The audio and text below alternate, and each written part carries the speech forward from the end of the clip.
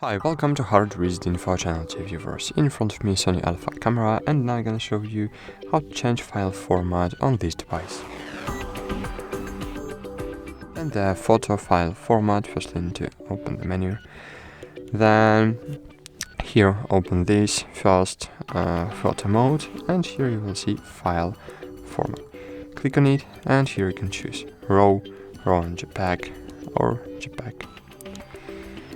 Cool. If you will use cinema mode, so of course file format will be unavailable to change. So firstly you need to choose auto mode or manual mode, for example, and then change this setting. That's it. Thanks for watching. Like this video, subscribe to our channel, and bye. See you.